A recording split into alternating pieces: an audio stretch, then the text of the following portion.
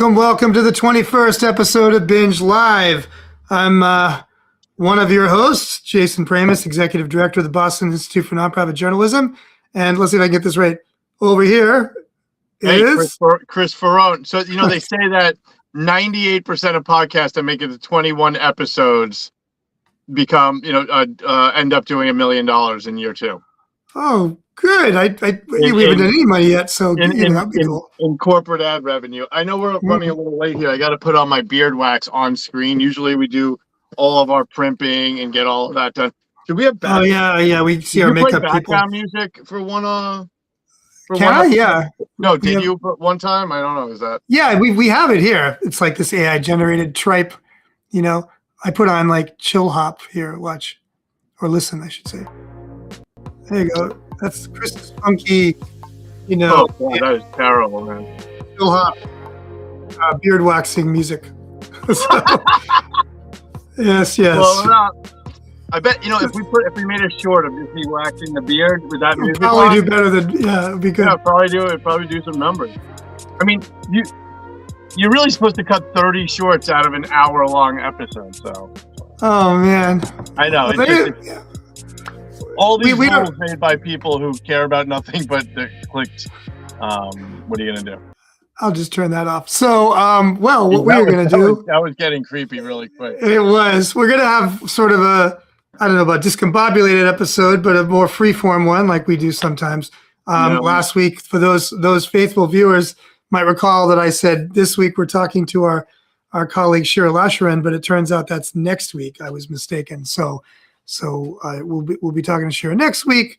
So this week we kind of scrambled for stuff to talk about, and of course there's plenty to talk about. I've got no scrambling, man. I got a whole thing, and then I was gonna just, I wanted, we have so much to discuss. Like, should I include my picture of Bronson Pinchot in the background or not? Yes, you absolutely should. You should include Bronson. We get him in there? I don't know. Let's see. Well, he was in there, but maybe next time. But now people know it's there. It's kind of like I think ultimately when we can get to more than 24 steady live viewers, we should do like I can give something away, like leave an Easter egg, right? Like if somebody like a Bart Simpson reference, and then we can give away the Spy. Although it would take a lot to part with that Spy magazine. Of course, we got Unregular Radio. Our colleague John Loftus is former employee. Yep. That's a weekly dig from the primary, the New Hampshire primary. What year would that be? 2008? 16? 2008, wow. Yeah, that's me, Dan McCarthy, Mark Gruder. That was a time. Do the right thing. Got a lot going on up there. And, we could do a lot of giveaways and stuff like that. So, we're just going to have increasing amount of fun with it. Yep. So, all right, go for it. Because I got like some articles that are related that we could take a look at. Some in housekeeping, I got, I will be judging the AAN Awards. So props to everyone at the Association of Alternative News Media. And, you always wonder when you're a participant and you are competing. Is it competing? I don't know. It's not sport. I mean, when you're submitting. You've submitted an entry. Yeah. When you're submitting, there's, behind me, I don't know if I have any available. There are definitely AAN awards in the midst. Both. In the mix. We have them both. I have some in the mix and in the midst. In the midst of that pile. But anyway, you never know who is judging, and I'm sure that there were, much more worthy judges than I in the past. But mostly it's probably a schmuck like me sitting around. But I got to say, I like to play. I play it super fair. It's not blind. It can't be blind because for those who don't know, I'm talking about the Association of Alternative News Media, and their awards I really think represent some of the best journalism in the country. Not just because it's alternative by name, but because it's stuff that I don't see. I mean, I watch the national news. I read the alternative national press, right? The Mother Joneses, the Common Dreams, Truth Out, more progressive stuff, and of course, as much non-paywall stuff as there is, and we could talk about paywalls. But I will say, but when you look at the actual local reporting going on, whether that's the newsletter that you do for BINJ, Indie Mass, or the column that you do for BINJ, or if it's looking at across the country, it's just a different perspective of the news. It's realer. This is what's really going on. And the categories I'm judging are arts and cannabis. So cannabis, I of course also cover for Talking Joints Memo, and I think that one thing that's just unbelievable. I think I wrote a column about it last year. Is how it's just literally the same issues everywhere. Last year it was like hemp regulation. It is testing labs. It's going to be a lot of the same shit this year. And then for arts, it's not such a negative story. It's actually it's a pretty positive story. And I got to say, the arts criticism just blows me away. It's one. And props to Avanti Nambiar, who has a new piece up on BINJ tonight. We got to have Avanti on the piece soon. Maybe to talk about her arts reporting and some other reporting. But Avanti just did a piece on BUFF, the Boston Underground Film Festival. Check out not just the article, but the festival, of course. Always a great time. I think I missed last year, but I'll definitely be hitting something up this week. Awesome. Start tomorrow on Wednesday. This is a live show. We can actually say things like that. But basically, so all sorts of stuff going on here. Typical BINJ week. We're making plans to go to some other conferences. Just got back. We're not big conference people, but this is the conference time of year. Because and the reason, for those who are not in journalism, the reason this is the time of year for conferences is before the weather gets actually nice. When industries that have money start to have conferences, we get the thaw rate. The thaw rate is like, it's not quite the winter, but usually, we're like in Texas in the summer, we're in Boston, the Bostons of the world in the winter. Although I was in Indianapolis last week, and that was 2 weeks ago. It was the first time I had worn a t-shirt outside in months. It was like 70 degrees one day. So, and damn, humid as hell in the Midwest. Yeah, well, that's global warming for you. So it's also mud season at this time of year in a lot of places, which is not fun, whatever the temperature is. I wish we had a producer to play the clip from my cousin Vinny right now. Oh yeah, but we don't. So we could cue that stuff up in advance though, if we were super industrious. Yeah. But I have some websites queued up in advance for us. We could get Avanti's piece up there, so people could see it too. But I figure we could do that later once we're in a window with the website people can see. Did you want to riff on your last piece, on your most recent piece, actually, first before we got into some new stuff? Do I want to riff on it? No, I could. I hadn't thought about doing that, but we have this ongoing conversation about basically what happened. Where is the peace movement? And different elements of that. But now that we are also going to another war, looks like we're going to Cuba. Gonna blow up Cuba. Yeah, like we're going to Greenland. I don't think we're going to Cuba, but let's see. All right, well, hold on. Let me just pull it up here for a second. Yeah, let's pull it up. Let's see. Here's the clip. Let's do the clip. I got the article share. There we are. Now we're going to go to the side. And that's from the movie, by the way. Yeah, and let me scroll down a bit here. I got to do two things at once. Okay, so just pulling that up so folks can see.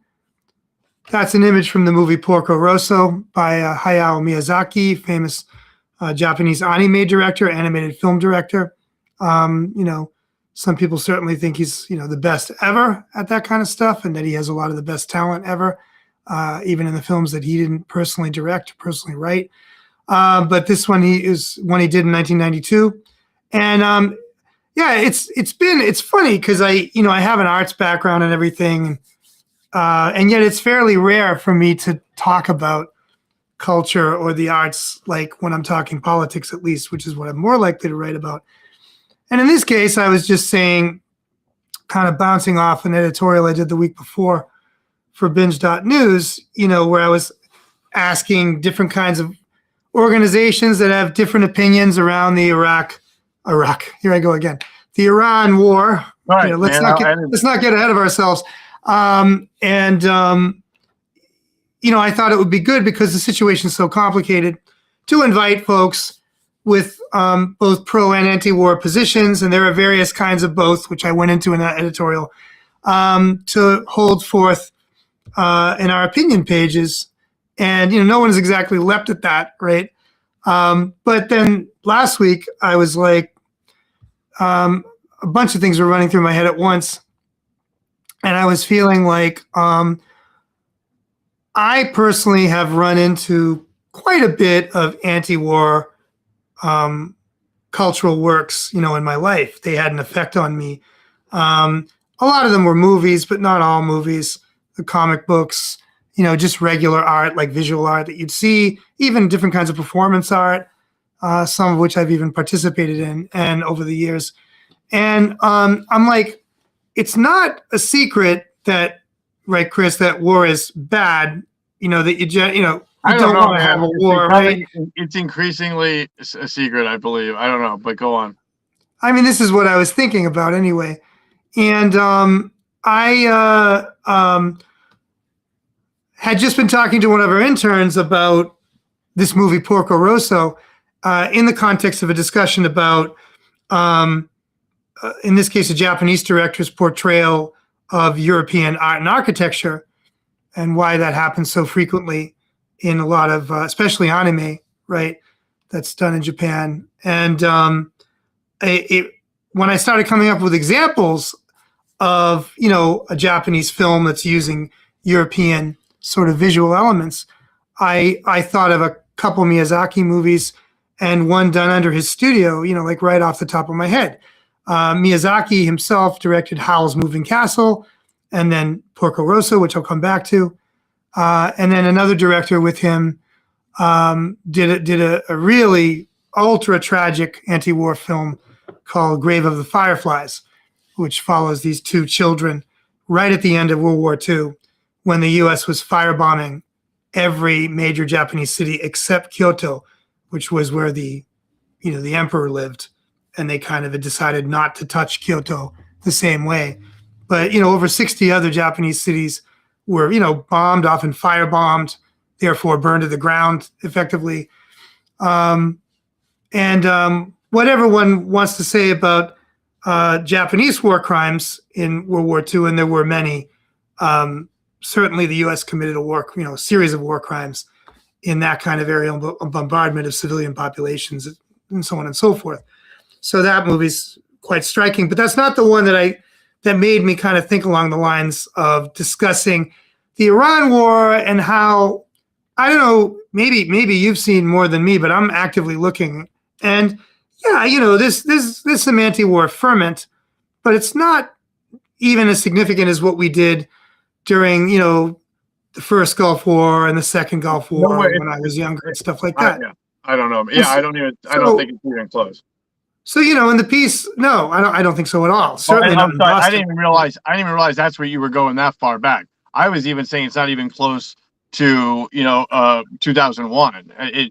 Which is really my coming of age and everywhere. Yeah, that's what I'm talking about. The second war is what I'm talking about. But the first one was for real, I'm sure. I mean, early even 90s. Yeah, I'm in basically apolitical, if not almost conservative family. Little c conservative, but basically, and I remember there being anti-war, anti-nuclear. I'm watching an episode of Family Ties today. While I was eating, I love my old sitcoms, and it's in, I think, first season. The parents are going to protest nuclear war, but nothing changes except but the reactions do, I suppose. So I mean, we were right. I mean, right, and we had millions of people in the streets in some of these conflicts that were like, "This is a bad war."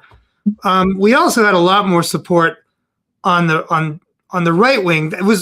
These were simpler wars in some ways, and the people that supported the war in the U.S. tended to be Republicans, or people even to the right of the Republicans. And, everyone kind of understood, if you're on the left, you were against the war. If you were on the right, you were for the war. Well, that's not the case this time. That's what I've been saying the previous week. Like, yeah, there are some people, as I point out, there's at least a couple of Iranian factions that are Iranian refugees, right, that are in one way or another for what the U.S. and Israel are doing in Iraq right now, right? And there are certainly people that I talked about being such Trump diehards that they're just going to back whatever he's doing at any given moment. That's not most Republicans, mind you, right? That's I don't know what the percentage is. There are poll numbers. I didn't really bother pulling them out for this piece. But essentially, you don't have anything approaching majority support for this war. So what did you mean by plurality when you were writing, though? Because I was looking into it too. I mean, you have as little as like 6% of Democrats supporting the war effort, the current war effort. Yeah, like 20 or whatever. I don't remember, what it is. What were you to? What were you referring? Did you just mean that I was referring to that it was not a majority, but I took it out at your behest because it wasn't clear. So so by a plurality, you meant less than a majority. Okay. See, yes. Gotcha. That's what I meant.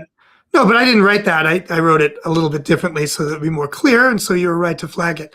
Oh, I was more curious. It actually got me curious. Like, how many fucking people do support this stupid fucking war anyway? And yeah, it was almost hopeful how few do. And of course, people it's not a lot, Well, what's not hopeful is that people are basically still lining up along party lines, queuing along party lines. It's just so silly. Like, what is it going to take? Not even quite like that this time. And it's really about, like, I think an individual's proximity to Iran, in their own lives, which is typically going to be people that were refugees after the Iranian Civil War in 1979. Something you and I talked about, a couple of weeks ago, right? When we were riffing on the war and its discontents. So, I mean, you've got people that are like, hey, we fled this country. We think that the Islamic Republic, has been a disaster for the Iranian people, and it's really a dictatorship. We're not down with it. So if, like, Americans and Israelis want to drop bombs, on strategic targets, and of course civilians, like all those little girls that were killed right at the outset of this war, then folks are like, yeah, we're down for that. Other Iranians, refugees, or I should say descendants of refugees, because it's been a long time since 1979, have other views. Like, not everyone who is against the current Iranian regime is pro, like, doing what is often called, on the left at least, bomb humanitarianism. Like, we're saving the women of Iran by bombing them, just like we saved the women of, like, Afghanistan, or save people in Libya. There's certainly traces of it, and a lot of that, a lot of the old jargon's out, though. And people, yeah, but people on the left, some of them will say, like, no, you really must support the Islamic Republic. They're anti-imperialists and they deserve it. So we're against the war, but we are absolutely for the right of the Iranian regime to, like, do whatever it can to take down the U.S. and Israel a few pegs, right? And I mean, I'm not even going to get into my I don't even think critique of that. That's worth even. I mean, that is just, it was so far out now, and that frankly, that's what the right's constantly accusing the entire left of, cheering on Iran. And maybe you see it more than me. I don't see it. I mean, maybe I'm not reading. No, Chris, it's there. It's in the mainstream of the current anti-war movement, such as it is, right? Okay, very much there. That's okay. I suppose that's different than deeply radical leftist cheering, having secret pro. No, people will say you're racist, Chris. They'll say you're racist for not supporting that government. Well, right? So it's okay. like. Yeah, I mean, for me, I think a big thing is, like, I'm not so convinced, whether I'm speaking to progressives, whether I'm speaking to politicians, do we need experience to legislate, to have an opinion on something or not? Because with cannabis, everybody's allowed to have an opinion. You could never have smoked weed in your life. You could have never have known anything about policy. But people come in with all these sweeping. With war, if you're a Democrat, you have to have been to war to be against war, or else you're a big old, pacifist wuss. I've seen it over and over and over. Yeah, and we're seeing it in Maine right now, Chris. So yeah, we're seeing it in Maine, and we also, Seth Moulton is the product of this thinking. This idiot. I can't even. Is he a real human being? It's like an automaton. I don't even know what that guy is. I don't know the brother. I've read about him. Sometimes he'll say some wildly righteous stuff, man. It's like, yeah, go, dude. But he's not. I guess I should be grateful that John Fetterman is not does not represent us. Yeah, I'm definitely grateful frequently for that fact. But we definitely have some problematic Congress people and other leadership. And I guess since we're talking about, I know he gets shouted. We should give a shout out to my state rep, Mike Conley, because as we're having this conversation, I have my inbox behind, which I shouldn't because it's distracting, and I see the word Iran pops out of the screen, and is the headline of his email: "No war with Iran." Yeah. No, I mean he's got a similar position to us. It's like war is bad. War doesn't do anything good. You don't want war. This is a bad idea. To watch people twist themselves in a pretzel trying to tell me why we should be spending billions of dollars on war, it makes me look. The Trump administration doesn't even have a coherent argument for this, right? No, I know, but it's like, and I don't want to get in other weeds. I don't want to get into is like, who's got the choke chain on the other country, Israel or the U.S.? Like, I don't even want to go there right now. My general assumption is the U.S. is the bigger country, the richer country, the more powerful country. So I generally assume it's the U.S. doing the jerking more than Israel jerking the U.S. around. But, in this case, cases can be made in either or actually both directions. But that wasn't what this article was about, Chris. This article was I think a little simpler than that. I was saying knows how basic Donald Trump is and how stupid he is and how he's all about money. And I think that, maybe I, as a guy without all sorts of money, I don't know much about that echelon, but I'm assuming that Donald Trump was already in on all the real estate graft and all that JV shit.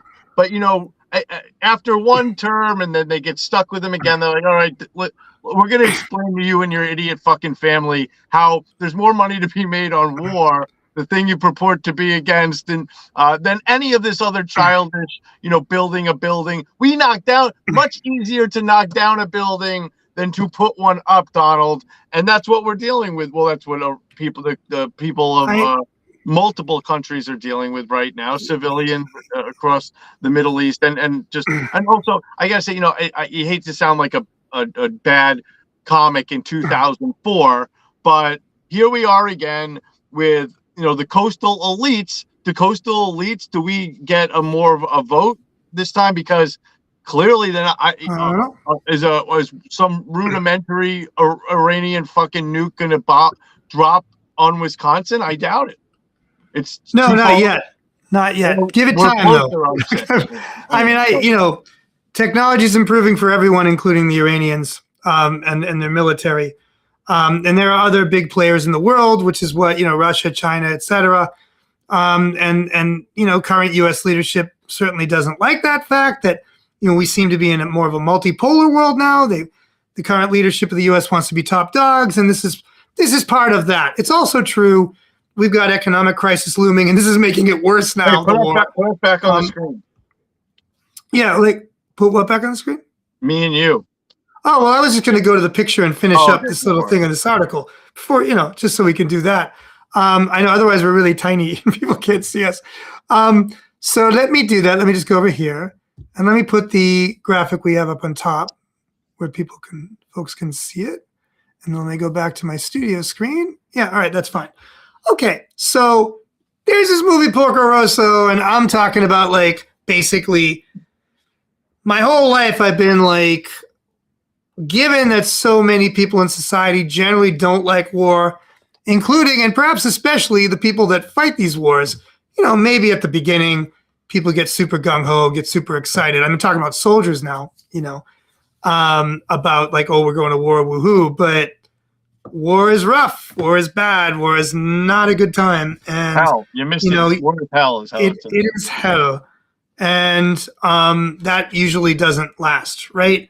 So, I mean, generally speaking, and especially if you talk to a lot of veterans, which I've done, you meet a lot of folks, irrespective of their party, who just don't have much good to say about war. They might say it's a necessary evil or whatever. So I'm given that, in my experience, I'm sure we could dig up some numbers on this. I didn't feel the need for this piece. It's just and there has been a lot of great culture. I ticked off some other movies like Dr. Strangelove, Apocalypse Now, kind of your classic anti-war movies about war, stuff like that. and all kinds of other stuff that's out there, and understanding that American people, and I don't know if we've talked about this on this show, but we've certainly talked about it in writing and with each other. Like, research data demonstrates that by sociologists and political scientists that virtually all Americans have very little say in what our government, at the federal level at least, does, whether it's Democratic president or a Republican president like we have now. And given that, it's unreasonable perhaps to expect that protest, even of millions, is going to just very quickly change the game. And there is a perception that has some truth in it that protests in the US in the 1960s and early 70s did play a role in ending, the Vietnam War, right? But I think it also can be said that the Vietnamese, military and the Viet Cong guerrillas in South Vietnam beat the US, right? So, I mean, which isn't something people want to hear. So was it the anti-war movement on its own that stopped that war? And I mean, can we really get real excited about a war stopping after like how many years? I forget even when the first kind of quasi-secret or secret American troops were sent over. Certainly by the early 60s that was happening. And I even grew up knowing someone that was involved in that stuff before war was officially declared. But, I think the war went on something like 11 years, if I'm not mistaken, ending in 1975 officially.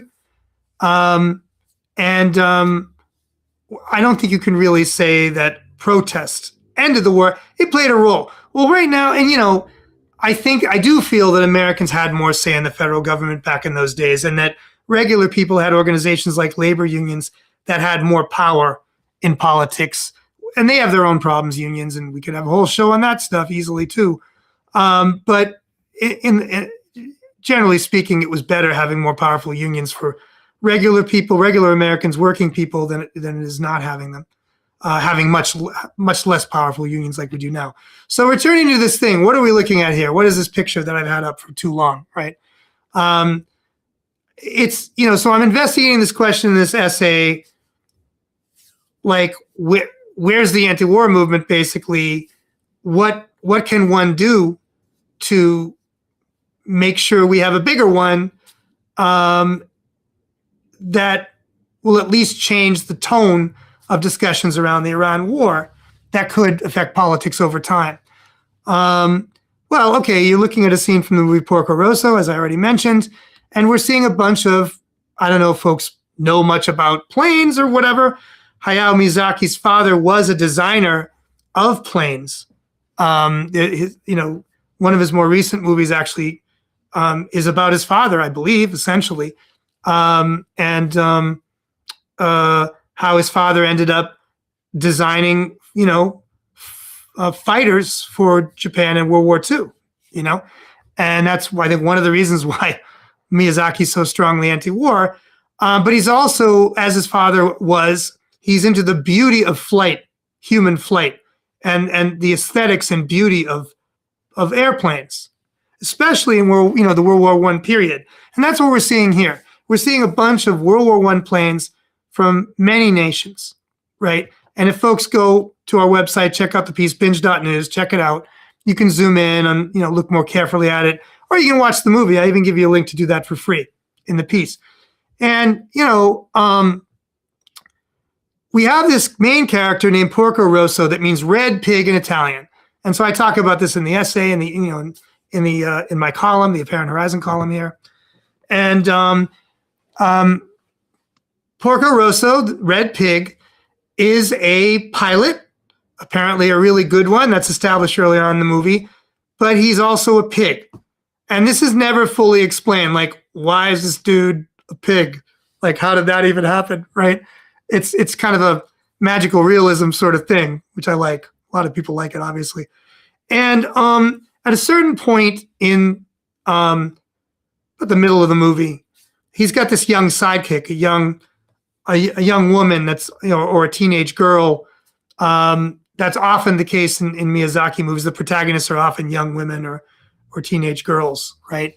And she wants to know why he's a pig, And the way he answers is to say, I was, a pilot in World War I for Italy, right? And it was the summer before the end of the war, so 1918, summer. And he's on a kind of routine patrol. His best buddy's with him. His best buddy just got married. They're flying along, and they get jumped by a larger and more powerful squadron from, I think, Austria-Hungary, the Austro-Hungarian Air Force. And he watches his friend get shot down, and all his other friends in his squadron get shot down, and he survives, and he's racing away into the clouds to not get killed. And suddenly he sort of blacks out, and then he's like flying through the mist, and then suddenly his plane's flying itself. It's above the mist, and he sees this sparkling band above him, sparkling white band, and he sees his friend's plane appear along with Austro-Hungarian planes and the people that he just won the dogfight with. And they're looking straight ahead. They're not saying nothing. And they're going upward to that band. And he's like telling his friend, let me take your place. I don't deserve to be here. You have a wife. Let me take your place. And they just keep going up and up and up. And then we all see this scene that we're seeing now. And I swear, I cry every time I see this. Swear to God. You realize it's all the dead pilots from the war. They're all up there. They're all dead. And it's quite obvious from the visual language used. This is pointless. These are all human beings. They're all these beautiful planes. And they're all dead for no good reason. Especially if you know anything about the Italian Austro-Hungarian front in World War I. Absolute slaughterhouse. Unbelievably bad. Anyway, so I bring this up, right? I'm all emotional, getting a little bit verklempt, But I mean, I think that's all right. We should get emotional sometimes about stuff like this. So I'm saying, this is brilliant, right? And I allow for the fact that people encounter art differently. Like I'm an artist, or I've been an artist, and we like to say that we as artists can't be responsible for how each individual encounters our work. There are a couple of levels to this movie, and one level is literally, I know this sounds weird after what I was just saying, it's like kind of a fun kids movie with air pirates and all this kind of fun stuff. And it's low stakes as I write. No one's really getting harmed at the beginning of the movie. And it's in the movie narrative, it's not so much that any characters are necessarily getting killed or whatever, but it's like around. It builds up, and fascism builds up in Italy because the movie's taking place between the wars, right? Probably, late 20s, early 30s, right? So Italy's already under Mussolini, it's fascist, whatever. And it's getting harder and harder for free-thinking people like Porco Rosso, who wants to fight for what's right, who was known to have, by the father of his sidekick, to have risked his own life to save a couple of Austro-Hungarian pilots who had crash landed in the Adriatic, at some point. So I'm saying, look, you got this brilliant culture. We need more of this. I can't promise that having anti-war culture is going to make our society less prone to war, but I don't think it can hurt. So I was encouraging at the end of the piece, I'm sorry this took so long, for anybody that does cultural work, any kind of art, film, whatever it is, that even though it's expensive to produce nice productions like such a movie, if Miyazaki could do it, other people can do it and do it more, And we see some of it, like it's being said that the second installment of the Dune series, the Villeneuve version of Dune, the sci-fi movie, was anti-war, and that the new one that's coming out is looking like it's going to be really anti-war. We need more of that. I think it's going to help. That's it. Anti-imperialism, certainly. I mean, what or anti-stealing, resources at will. Oh no, you're right. I mean, the proper. I mean, see, and that's like, I think it's very appropriate. I love the new Dunes, big time. You love? I love the new Dune movies. Yeah, I agree. They're excellent. And I read all the books. So, I mean, I really feel like they did a great job. So, all right, that was what I wrote about. Chris, you go. All We're right, well, already at I got 8:35 one a here. lighter note to bring us home then. So that mine is definitely a cultural one, but no, I think that I guess it's still yours was cultural as well, but the war is heavy shit, and It so I is. think that was fantastic, and uh, I want to talk about a media issue. So we're gonna be talking about more media stuff, kind of resurrecting the old media farm brand. But I don't like any big announcement stuff like that. I just like to do it to rent. And this is something we've both been doing, really kind of incessantly for forever. So this one is, I'll call it the New York Times discovers Bobby from Boston, right? So for those who don't know, Bobby Garnett was the king of vintage. He even in his in death, he is the king of vintage, right? His showroom in Lynn and store in Boston have been meccas for everyone from polo heads to regular vintage collectors to Tom Ford seekers to Hollywood celebrities. And I actually used to I used to visit the one in Boston. It was right in SoWa. My office was around the corner at the Dig, and he was just a super cool dude. I've collected vintage polo. It's one of my it's one of my weaknesses for many years, and he's always super cool. And I got a couple pieces from him.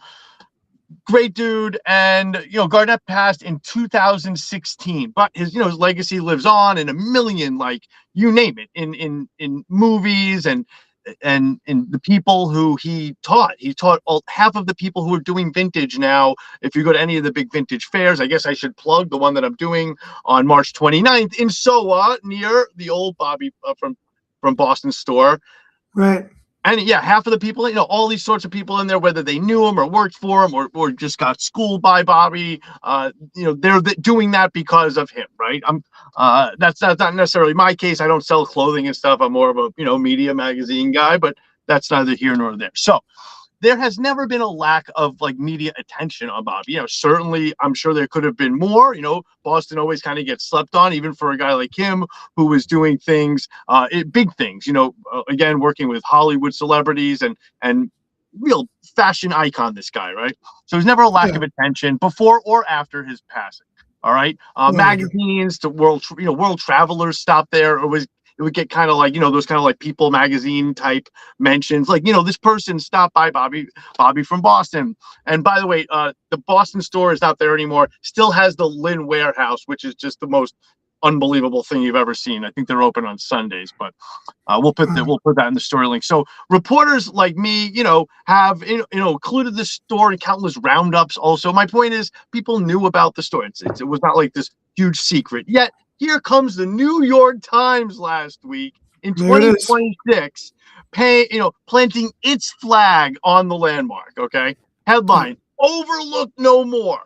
Bobby Garnett, godfather of vintage, focused on his legacy, the sector, as well as like the dealers in his wake. It's a good piece. I'm not trying to diss it. It's about how he supplied for films like Bronx Tale, shows like Boardwalk Empire, my favorite. Like I said, it's actually a fine tribute. Other than the pretension that on the part of the Times, right? The whole story is about this whole series about remarkable people. This is actually how they call it, whose deaths were overlooked by the Times. So, like, in other words, these are people who did extraordinary things, right? And they did just fine without the New York Times. They even died fine without the New York Times. But the New York Times is going to come here and save the day, and have the final say, because it's the New York Times. It's preposterous, of course. Neither Bobby nor anyone else needed this, and this is with all due respect, of course, to all his loved ones and everything. I'm sure they're thrilled to see it. Who wouldn't be? It's a big thing. From a media perspective, though, this is so obnoxious that the New York Times does this. This just happens to be with an example that I know of a person who I have seen media about and contributed to media about for a long time, and so I don't know. I don't know if anybody needed that validation. Again, I'm sure it's nice for it to be there. It is the New York Times. Nevertheless, it is behind a paywall now. But just from Boston, I wish that people from and around here didn't drink it up like Guinness. It's fucking sad, but nevertheless, that's the New York Times for you. And just the whole thing, the fact that they could call this series like "Overlooked No More," like. It wasn't even if they weren't overlooked, you fucking overlooked them. And I guess maybe they are admitting it, they are conceding it, but that doesn't make it any less conceded. Boom. I'll end it with that, or I stumble on any more words. That's okay, my reading a half script. We'll get better at this as the time goes. Well, also I'm tripping you up because of course we want to cut short videos out of this, and I had the big graphic up, and I realized I put up the picture of the web page of the New York Times, like in such a way that I put it in with us, and then I couldn't remove it properly, so we can see our smiling faces while you do that excellent, critique. Yeah. All right. Well, let's wrap up anyway, man. Definitely wrap up. I have other stuff I could do. As long as I think that you got choked up, man. Anytime people get choked up, it goes viral. So I think that's our moment. Well, we'll see. Especially since we're really tiny next to the web screen, we got to think about how we do that in the future. But I could always, reenact my getting emotional, in a separate short video. But make this guy cry. Oh yeah, I'll do AI. My favorite. Dude, I'll tell you. Actually, we should let's do a whole episode. I'll give you 2 examples right now, so they're on the record for us to look at. One, let's do a whole AI episode. We'll have Dan McCarthy on. Oh no! Resident expert, and no, really, I'll give you one. So one is, and I'm not passing judgment actually on one of them, I am, but not this one. NECN,